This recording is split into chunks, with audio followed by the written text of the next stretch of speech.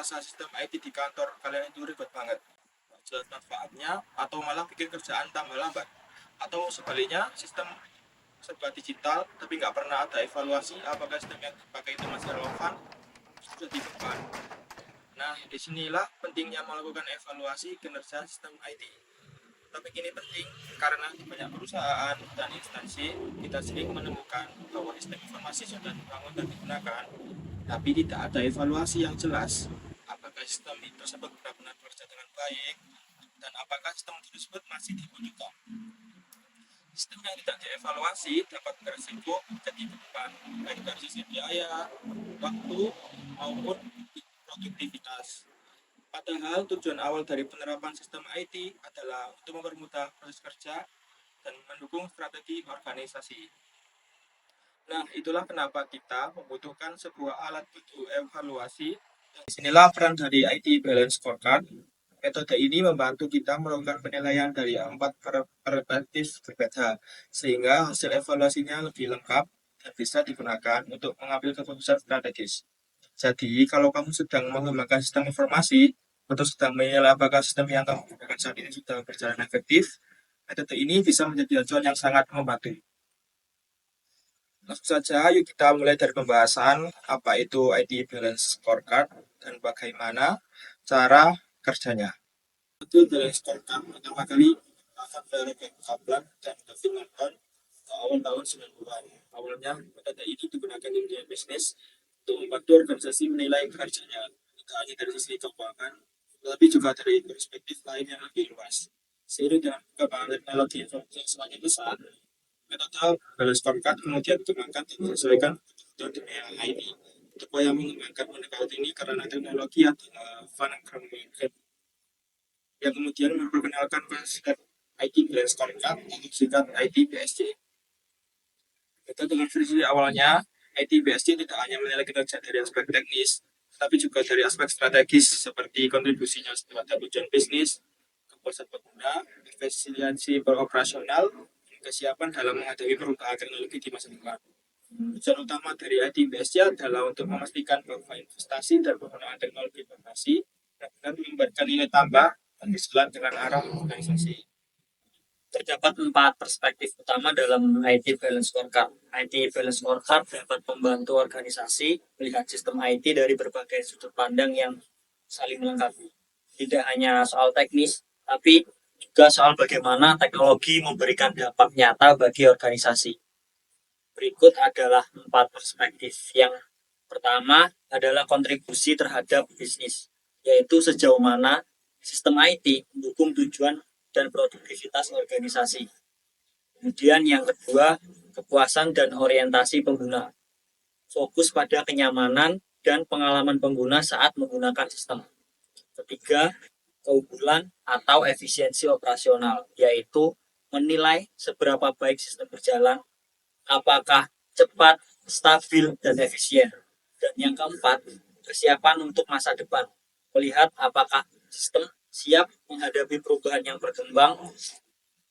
Dengan keempat perspektif ini, organisasi bisa menilai kinerja sistem IT secara lebih objektif dan menyeluruh. Sekarang kita masuk ke bagian yang paling menarik, yaitu studi kasus penerapan IT Balance Scorecard di dunia nyata. Kita akan melihat bagaimana metode ini digunakan oleh PT Telkom Indonesia.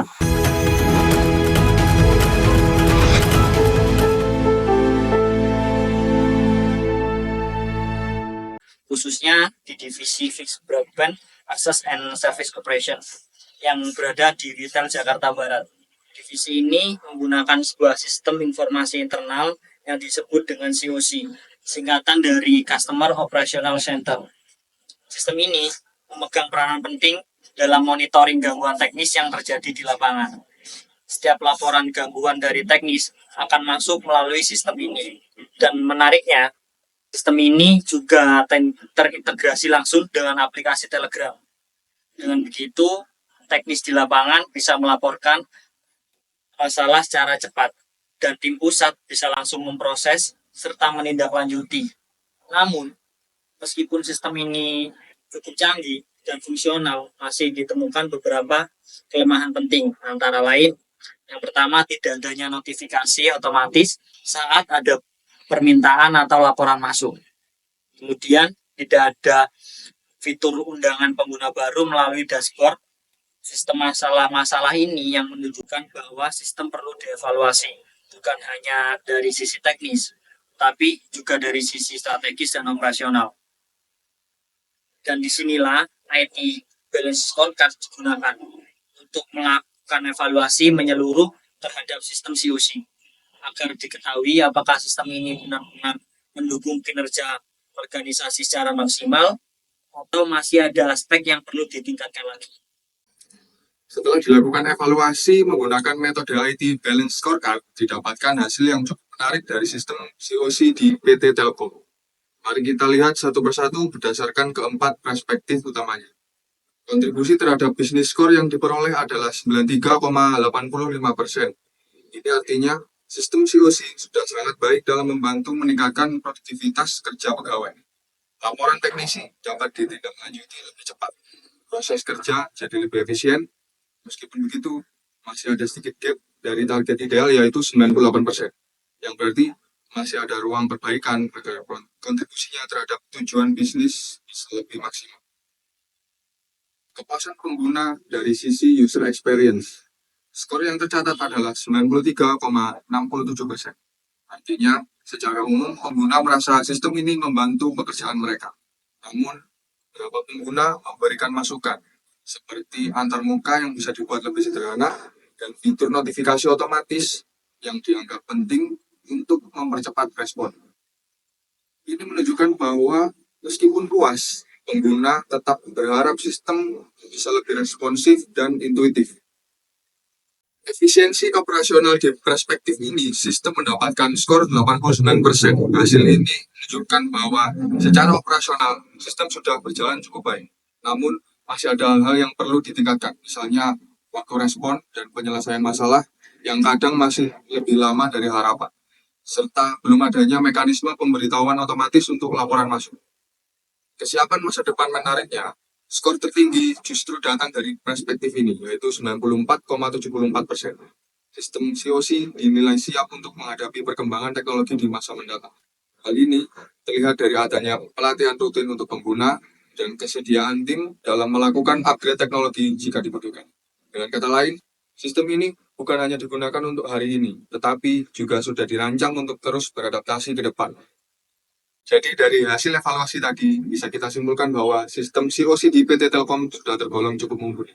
Sistem ini berhasil memberikan kontribusi yang signifikan terhadap produktivitas kerja, mendapat respon positif dari pengguna, dan terbukti siap menghadapi perkembangan teknologi di masa depan.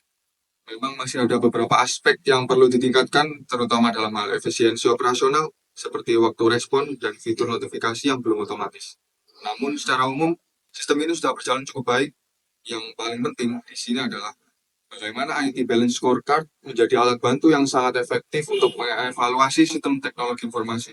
Bukan hanya dari sisi teknis, tapi juga dari sisi strategis dan bisnis. Dengan 4 perspektif yang saling melengkapi, kontribusi bisnis, kepuasan pengguna, efisiensi operasional, dan kesiapan masa depan, kita bisa mendapatkan gambaran yang lebih utuh tentang apa yang sudah berjalan baik dan apa yang masih perlu diperbaiki.